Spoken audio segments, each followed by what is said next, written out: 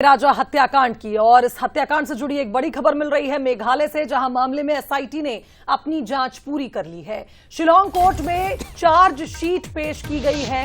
790 पन्नों की ये चार्जशीट कोर्ट में दाखिल की गई है, जिसमें सोनम और राज पर राजा के हत्या के आरोप लगे हैं। तो बता दें आपको कि सोनम और राज इसमें मुख्य आरोपी हैं। सोनम, राज समेत 5 आरोपी न्यायिक हिरासत में हैं। प्रॉपर्टी डीलर शिलोम, लोकेंद्र पर भी आरोप, मकान मालिक और गार्ड पर भी इस हत्याकांड में शामिल होने के आरोप हैं। हालांकि आरोप कुछ इस तरह से हैं कि उन्होंने सबूत छिपाए और उन्हें नष्ट भी किया है। मामले में कुछ आरोपी फिलहाल जमानत पर हैं। अतिरिक्त फॉरेंसिक रिपोर्ट अभी बाकी है। और इसी पर ज्यादा बात करेंगे। न्यूज एट शरद द्विवेदी जी हमारे साथ जुड़ गए हैं। शरद जी, देश का एक बहुचर्चित हत्याकांड, लेकिन ये बताया जा रहा है कि अभी अपने अंतिम चरणों में है और चार्जशीट इसमें पेश की गई। सोनम और राज मुख्य आरोपी, सर कैसे देखेंगे इसे?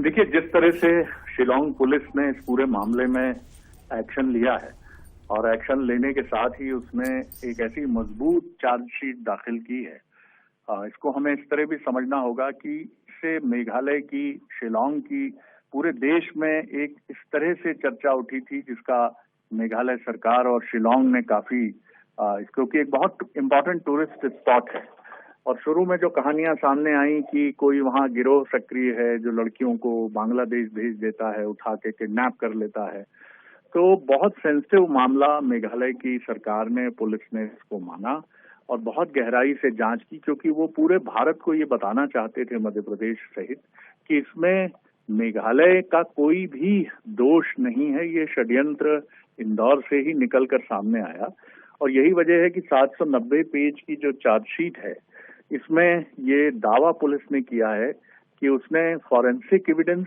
देखिए ये समझिए कि भारतीय न्यायिक प्रणाली या विश्व की न्यायिक प्रणाली में, जुडिशियल सिस्टम में सबसे ज्यादा न्यायाधीश महत्व देते हैं फॉरेंसिक एविडेंस को। डीएनए, ब्लड सैंपल्स और इस तरह की जो चीजें हैं, तो जो भी सजा सुनाई जाती है उसमें फॉरेंसिक डिटेल्स और फॉरेंसिक एविडेंस का बहुत महत्वपूर्ण स्थान होता है।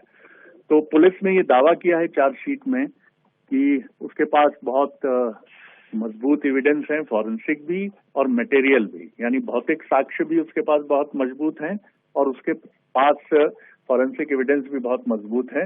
अब निगाहें न्यायालय पर टिकी रहेंगी, क्योंकि जिस तरह का ये हाई प्रोफाइल मामला है, मेघालय की जुडिशरी पर भी ये एक कहीं ना कहीं बहुत प्रेशर में नहीं कहूंगा, लेकिन जिस तरह के एविडेंस है, उम्मीद की जाने चाहिए कि सोनम रघुवंशी, उसका कथित प्रेमी राजा और राजा नहीं का जो प्रेमी है उसका, और 3 जो किराए के भाड़े के हत्यारे हैं, इनको काफी इन एविडेंस के आधार पर मजबूत सजा मिल सकती है।